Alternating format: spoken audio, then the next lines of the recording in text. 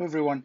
I was asked recently if I could elaborate on some of the comments I made on episode 27 about the Judeo-Christian foundations of Lebanon and the Lebanese, and the claim that Lebanon was part and parcel of Judeo-Christian civilization, and not an Arab Muslim cultural space. But here's the thing, there's really nothing for me to elaborate on. I consider this to be a moot point. One may, of course, agree or disagree with me or have different opinions on the matter, but those remain opinions, not fact. What I spoke about was fact-based. And the fact is that there is something called historical and cultural primacy or chronological precedence in human history, in the life of a country, in the memory of a nation. So, in other words, there's something called indigenous culture or a historical culture versus intruder or colonial conquering cultures. Historical culture is, of course, like any culture, it's not static, it is not immutable, it is not or ought not be insular, especially in a place like Lebanon, sitting at the intersection of four continents. Yeah, it is four continents. I do consider the Mediterranean to be a continent, even though it is liquid. Um, so historical culture is an aggregate. It's a composite, but it is indigenous. It is historical, authentic, original, and it takes precedence over, indeed, to my sense, it trumps allogenic, conquering colonial cultures. Yes, Muslims and Arabs, as this person who asked the question reminded me, conquered and colonized Lebanon in the 7th century, but their conquest and domination have not rendered Lebanon and the Lebanese alien to their historical culture. Indeed, even as they dominate today, um, Arabs, Muslims, and their descendants remain an alien allogenic culture existing on stolen land. It's that simple. That, of course, does not and ought not mean this alien allogenic culture ought to be shunned or rejected or vilified or demonized. No, that's not what I'm saying. This simply means that quand tu es chez moi, tu fais comme chez moi. When you're in my place, you do as I do things. Tu peux devenir de chez moi. Tu deviens de chez moi. You become part of me. Uh, you don't remain from elsewhere. Okay? So this also means that just because you won a war, just because you subjugated my culture and my people and attempted to erase and replace our history, this does not give you license to dispossess us and replace us and denigrate our history and our memory and our languages and our myths in favor of your own fairy tales.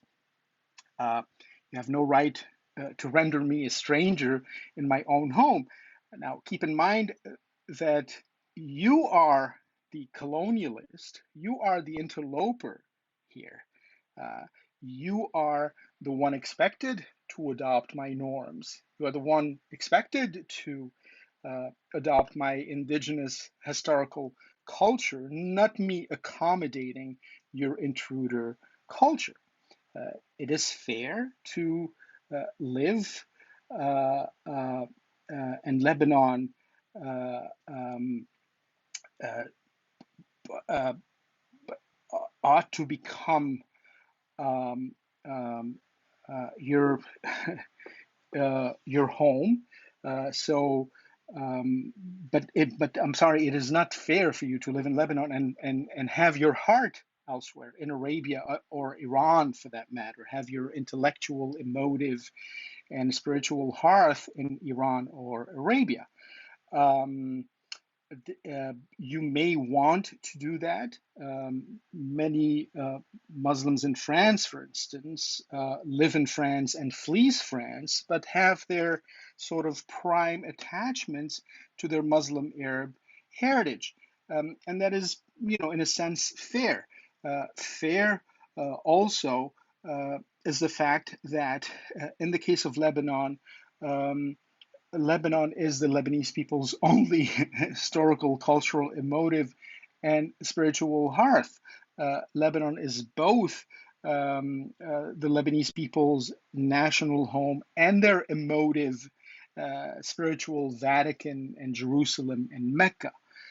If you live in Lebanon and your emotive Mecca is elsewhere, you ought to start doing some soul searching, because it is your job to adapt to my mode of being, not me adapt to your mode of being. It is your job to make my cultural, historical, spiritual references your own, and it is not my obligation to adapt mine to yours.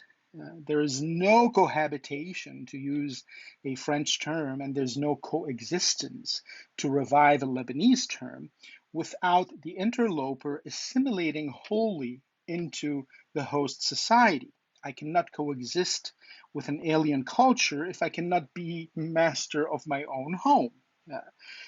It is that simple.